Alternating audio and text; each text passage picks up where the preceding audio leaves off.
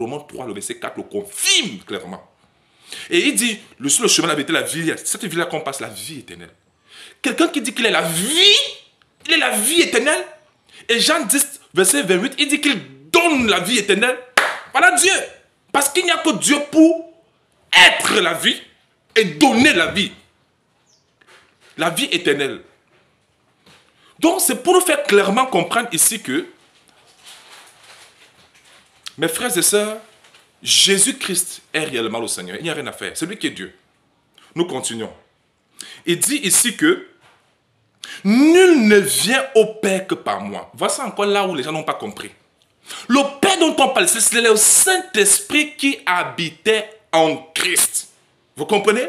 Et il dit, nul ne vient à lui, cet esprit-là. Il n'y a pas de communion avec cet esprit-là sans passer par moi. Écoutez, il y a deux choses qu'il faut remarquer ici. Le verbe venir, et non, ce n'est pas le verbe partir. Parce que quand on dit partir, ça veut dire que tu vas le sens opposé.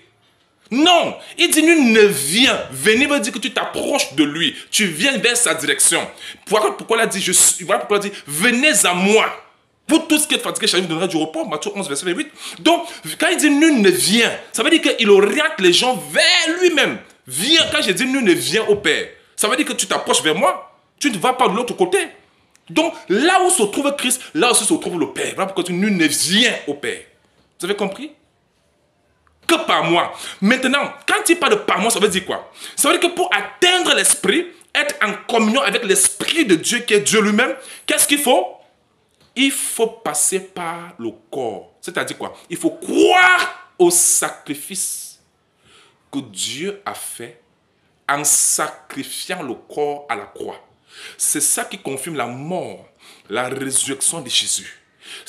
Pour le pardon des péchés, c'est grâce à ce sacrifice que Dieu a fait en livrant son corps à la croix. C'est grâce à la croyance à ce sacrifice-là qui nous permet donc d'atteindre le Père et être en communion avec lui. La Bible dit que c'est lui qui s'attache au Seigneur avec lui, un seul esprit. Nous sommes désormais en paix avec Dieu parce que l'iniquité, le péché qui crée la séparation entre nous et Dieu qui est l'esprit, cela a été détruit à la croix. La Bible dit que le corps du péché a été détruit à la croix. Dans Romains chapitre 6. Donc pour faire clairement comprendre que grâce au sacrifice de Christ, qui est le corps que Dieu a livré à la croix pour nous, nous sommes maintenant en paix avec Dieu. Voilà pourquoi il dit que nul ne vient au Père qui est l'Esprit. Nul ne vient au Père que par moi. Ça veut dire qu'il faut avoir cru au sacrifice de Christ, le corps, pour être en harmonie avec l'Esprit. Est-ce que c'est clair? Merci. Et il dit ici que si vous me connaissiez, vous connaîtriez aussi mon Père. Ça veut dire qu'en connaissant Jésus, c'est le Père qui est en train de connaître. En étudiant Christ, c'est le Père qui est en train d'étudier. Pourquoi dire que si vous me connaissez, vous connaîtriez aussi veut dire que c'est exactement pareillement, sans division, sans division, vous comprenez? C'est la même chose. Sans différence, quoi. Et écoutez ce que Jésus dit. Et dès maintenant, vous le connaissez et vous l'avez vu.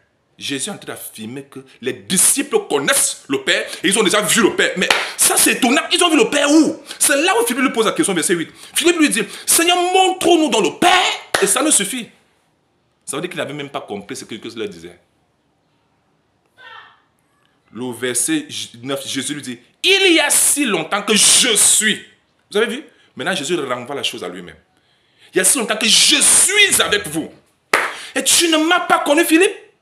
Celui qui m'a vu a vu le Père. Ce n'est pas écrit que celui qui m'a vu verra le Père. Non, celui qui m'a vu a déjà vu le Père.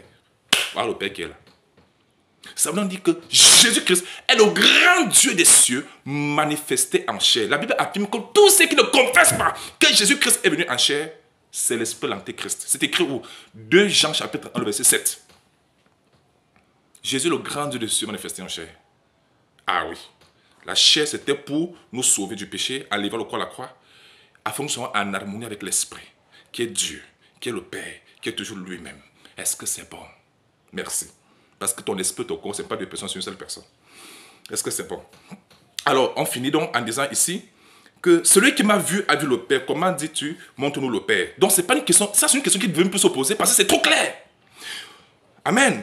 Jésus dit, ne crois-tu pas que je suis dans le Père, que le Père est à moi? Les paroles que je vous ai dites, je ne le dis pas de moi-même. C'est normal que, s'il vous plaît, ton corps est la dimension de toi qui exécute la volonté de Dieu, qui exécute ta propre volonté. Donc, le corps de Christ est la partie de Christ qui exécute le dessein de Dieu. Vous comprenez? Donc, c'est normal que l'esprit ordonne et le corps exécute. Ça ne fait pas toujours deux personnes, c'est toujours la même personne. Est-ce que c'est bon? C'est clair. Jésus-Christ est le grand Dieu de se manifester en chair. Que le Seigneur vous bénisse. Amen.